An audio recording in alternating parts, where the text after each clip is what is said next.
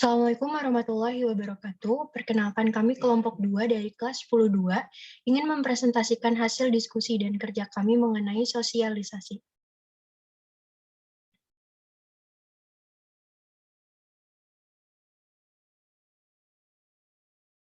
Sebelumnya perkenalkan terlebih dahulu, nama saya Salsabila Kirana Santoso dari absen 33. Di sini saya akan mempresentasikan bersama rekan-rekan saya yaitu Saya Maulidatu Saadabul Jamal dari nomor absen 20.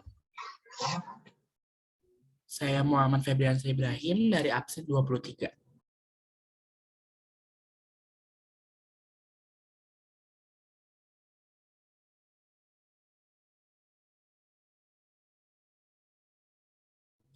Lalu kita masuk ke bab pertama, yaitu pendahuluan. Latar belakang. Di sini ada beberapa latar belakang kita, yaitu sosialisasi pada umumnya diketahui sebagai suatu proses belajar yang merupakan salah satu faktor yang memengaruhi bagaimana keberlangsungan proses kehidupan masyarakat. Masalah yang sering ditemukan dalam kehidupan masyarakat adalah kegagalan bersosialisasi, yang mana sosialisasi sangat mempengaruhi bagi kehidupan manusia.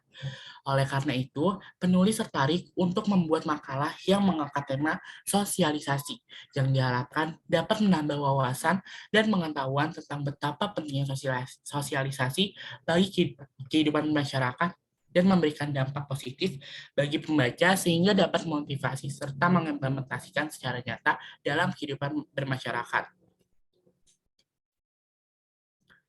Lalu ini adalah rumusan masalah kita, yaitu pertama, apa pengertian dari sosialisasi, kedua, bagaimana proses sosialisasi, dan yang ketiga, apa peran dan fungsi sosialisasi dalam kehidupan sehari-hari.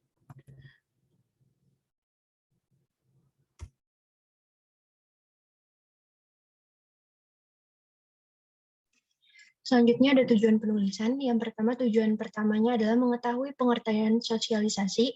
Yang kedua, mengetahui bagaimana proses dalam bersosialisasi. Dan yang terakhir, mengetahui peran dan fungsi sosialisasi dalam kehidupan sehari-hari.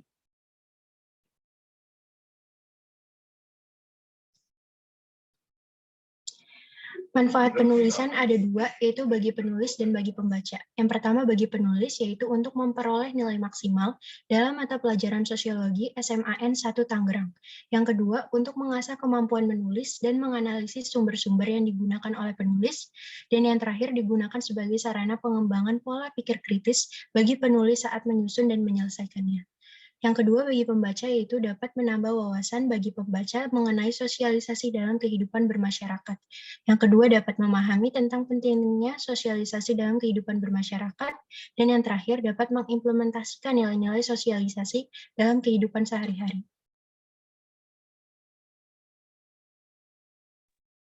Selanjutnya kita akan masuk kepada pembahasan inti.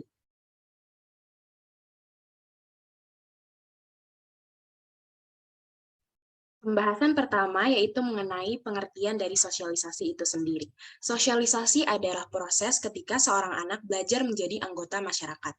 Kutipan tersebut merupakan perkataan dari seorang sosiolog dari Amerika Serikat yang bernama Peter L. Berger. Dalam proses sosialisasi, kita mempelajari peranan pola hidup dalam masyarakat yang sesuai dengan nilai, norma, dan kebiasaan yang berlaku. Sehingga dapat disimpulkan bahwa sosialisasi adalah suatu proses sosial yang terjadi apabila seseorang mendapatkan pembentukan sikap untuk berperilaku sesuai dengan perilaku kelompoknya dalam peranan yang dijalankan, yaitu berkaitan dengan kepribadian dan kebudayaan.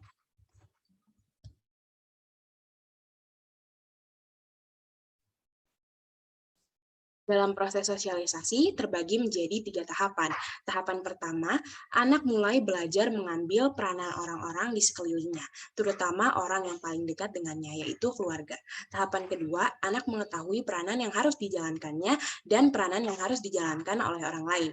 Yang ketiga, anak dianggap mampu mengambil peranan yang dijalankan orang lain dalam masyarakat luas.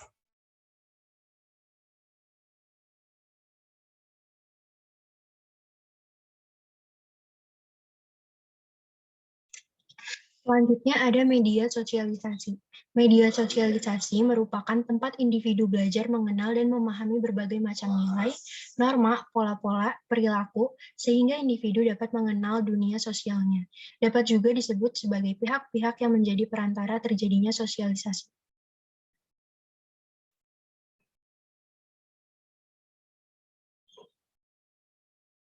Oke, jenis-jenis media sosialisasi yang pertama ada keluarga.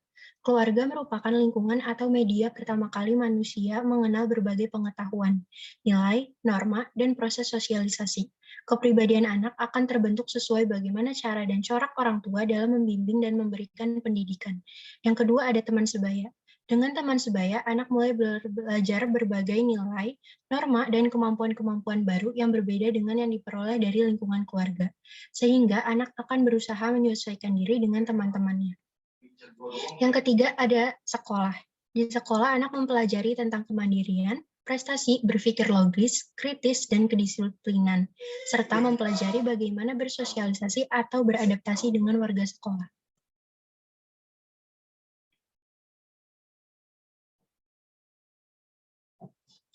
Yang keempat ada media massa. Media massa dibagi menjadi dua, yaitu media massa cetak dan media massa elektronik.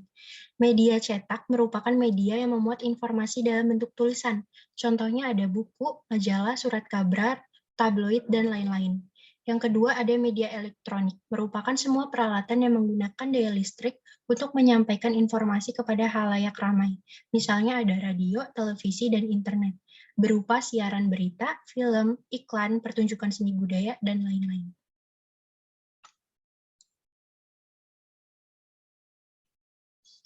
Jenis-jenis sosialisasi yang pertama ada sosialisasi primer atau primary socialization.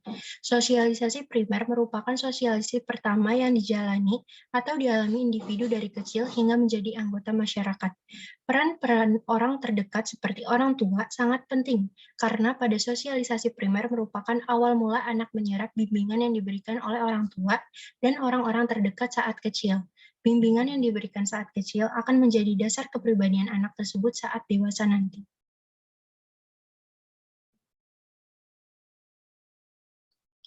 Yang kedua ada sosialisasi sekunder atau secondary socialization. Sosialisasi sekunder merupakan lanjutan dari sosialisasi primer dan dimulai saat individu mengenal sektor-sektor baru dalam masyarakat. Bentuk sosialisasi sekunder ada dua. Yang pertama ada desosialisasi, yaitu di mana individu mengalami pencabutan identitas diri yang lama, dan yang kedua ada resosialisasi, yaitu proses pemberian identitas atau kepribadian baru pada individu.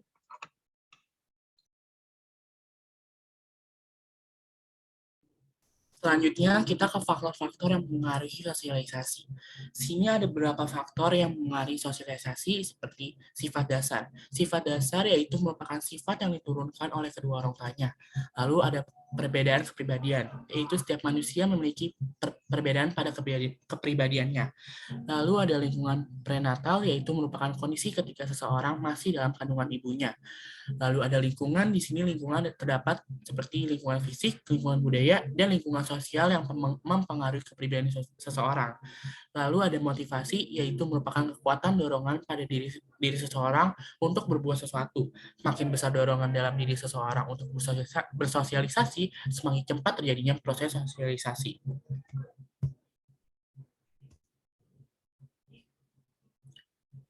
Peran dan fungsi sosialisasi, yaitu pertama, alat motivasi untuk memberi semangat pada manusia agar mewujudkan dirinya dalam perilaku sosial.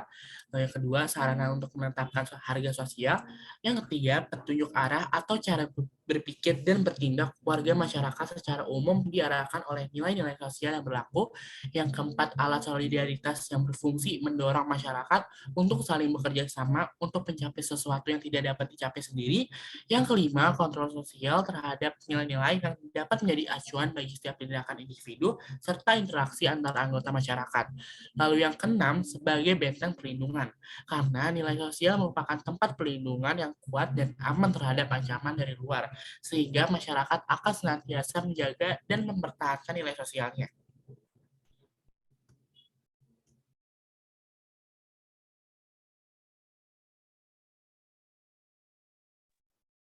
Tutup. Sebelum mengakhiri presentasi, kami akan memuat kesimpulan dan saran dalam bagian ini.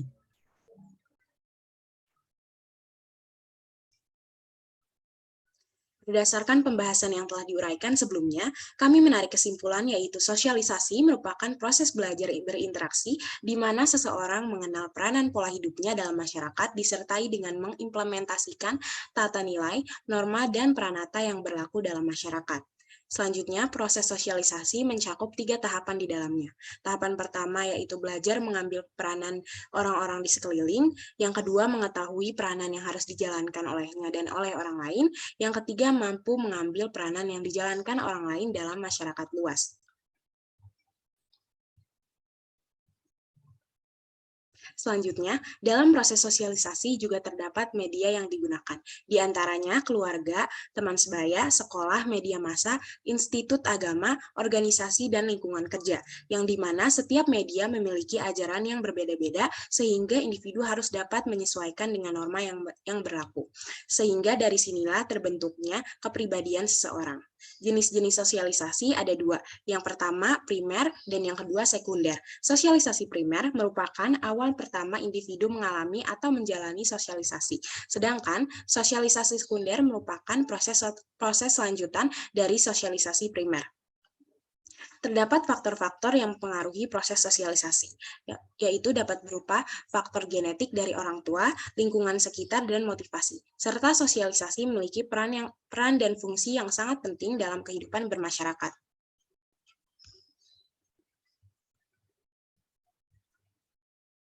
Berdasarkan kesimpulan di atas, sosialisasi merupakan proses yang sangat penting bagi setiap individu untuk dapat beradaptasi dengan lingkungan sekitarnya. Sosialisasi diharapkan dapat ditanamkan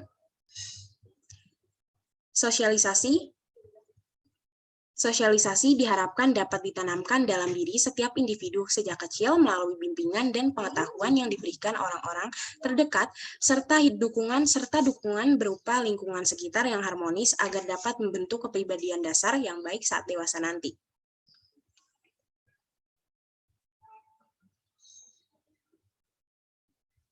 Berikut merupakan sumber-sumber yang kami manfaatkan dalam penyusunan makalah sosiologi kami.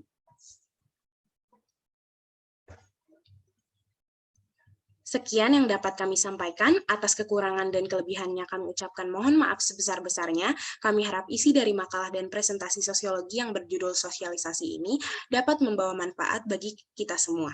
Atas perhatiannya kami ucapkan terima kasih banyak. Wassalamualaikum warahmatullahi wabarakatuh.